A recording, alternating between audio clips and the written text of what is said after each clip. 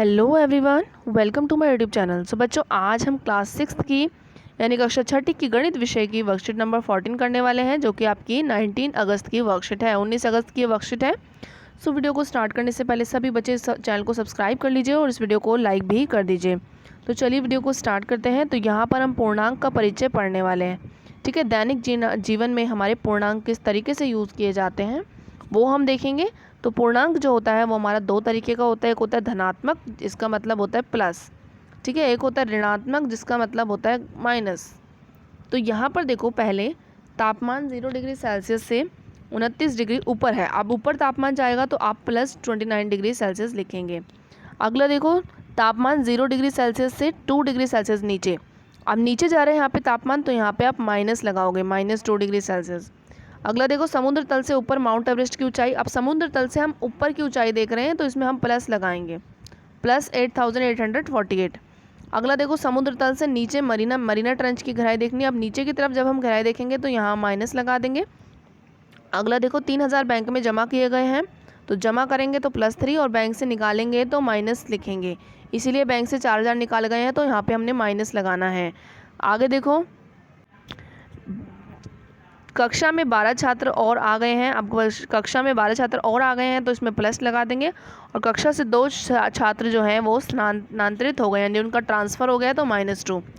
ठीक है, ज़मीनी स्तर से 11 मंजिल ऊपर की तरफ देखेंगे तो +11 लगाएंगे, और ज़मीनी स्तर से 1 मंजिल नीचे की पार्किंग को देखेंगे तो माइनस लगाएंगे, यानी नीचे की तरफ देखेंगे तो माइनस लगाएंगे।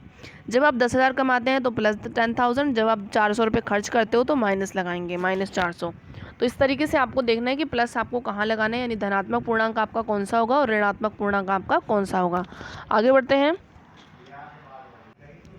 यहाँ देखो, संख्या रेखा का उपयोग करके पूर्णांकों को हमें निरूपित करना है संख्या रेखा पर। ठीक है, ये हमारी संख्या रेखा होती है जिसमें हमारे नंबर लिखे हुए होते हैं। ठीक है, यहाँ पे हमारा इस तरफ वाले ऋणात्मक पूर्णांक होते हैं और इस तरफ हमारे धनात्मक पूर्णांक होते हैं। ठीक है, प्लस वाले सारे इधर होंगे, माइनस वाले सारे इधर होंगे। ठीक है, और बीच में हमारा आता है ज़ीरो। ज़ीरो जो होता है यानी शून्य जो होता है वो ना तो धनात्मक होता है और ना ही ऋणात्मक होता है, ना ही वो पॉजिटिव होता है ना ही वो नेगेटिव होता है। ठीक है, आगे देखो, संख्या रेखा पर 0 के दाईं ओर जाने पर दर्शाए गए अंकों का मान 0 से दूरी बढ़ जाने पर बढ़ जाता है। ठीक है, 0 से अगर हम इस तरफ आएंगे तो दूरी जैसे जैसे बढ़ेगी उसका संख्या का मान भी बढ़ता जाएगा। और संख्या रेखा पर 0 के बाईं ओर जाने पर दर्शाए गए अंकों का मान बिंदु 0 से दूरी बढ़ जाने पर घट जाता है। ठीक है, तो अगर हम इस तरफ आएंगे तो 0 से जैसे जैसे दूरी बढ़ेगी तो संख्या का मान भी घटता चला जाएगा। आगे हम देखते हैं पूर्णांकों के बारे में रोचक तथ्य। तो पहला रोचक तथ्य है कि 0 सभी ऋणात्मक पूर्णांकों से बड़ा होता है, लेकिन यह सभी धनात्मक पूर्णांकों से कम होता है। अगर हम ऋणात्मक पूर्णांकों में देखेंगे तो 0 सबसे बड़ा माना जाएगा, और अगर हम धनात्मक पूर्णांकों में देखेंगे तो 0 सबसे छोटा माना जाएगा। एक सबसे छोटा धनात्मक पूर्णांक होता है और एक सबसे बड़ा ऋणात्मक पूर्णांक होता है, और सभी धनात्मक संख्याएं सभी ऋणात्मक संख्याओं से बड़ी होती हैं। जो पॉजिटिव वाली होती हैं वो नेगेटिव वाली से बड़ी होती हैं। संख्या रेखा पर 0 के दाईं ओर की संख्या 0 से बड़ी होती है और संख्या रेखा पर 0 के बाईं ओर की संख्या 0 से कम होती है। अब नीचे कुछ प्रश्न उत्तर दिए हुए, इनको करते हैं। पहला प्रश्न है, स्थितियाँ निम्नलिखित स्थितियों को पूर्णांक के रूप में आपको लिखना है। देखो, समुद्र तल से 500 मीटर नीचे, अब नीचे की तरफ जा रहे हैं तो -500 हो गया, और एक बैंक में 900 रुपये जमा कर रहे हैं तो +900 हो जाएगा। 2000 रुपये का नुकसान हुआ है तो -2000। अगर फ़ायदा होता 2000 रुपये का तो हम +2000 लिखते। पतंग ज़मीन से 500 मीटर ऊपर उड़ रही है तो +500, नीचे उड़ रही होती तो माइनस लगाते। तो इस तरीके से आपको धनात्मक और ऋणात्मक पूर्णांकों को लिखना था। आगे देखते हैं प्रश्न नंबर 2, जिसमें आपको बोला है इन संख्या को संख्या रेखा पर आपको निरूपित करना है। तो यहाँ पर पहले पार्ट में आपको -7 को करना है नंबर लाइन पे शो, यानी कि संख्या रेखा पर आपको दिखाना है। तो आपको क्या करना होगा, सबसे पहले एक संख्या रेखा डालनी है। ठीक है, संख्या रेखा आपको बना देनी है।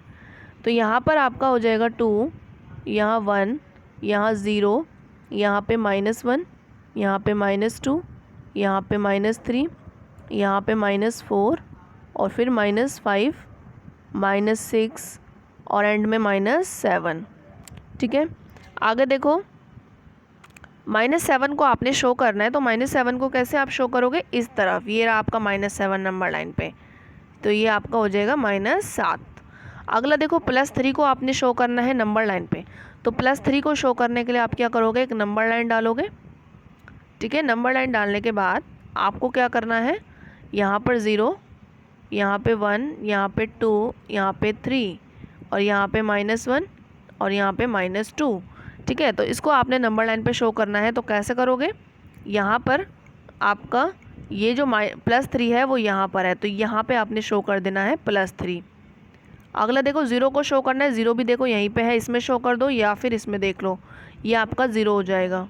ठीक है, अगला देखो -6 को आपने करना है, -6 इस तरफ है, तो ये आपका हो जाएगा -6।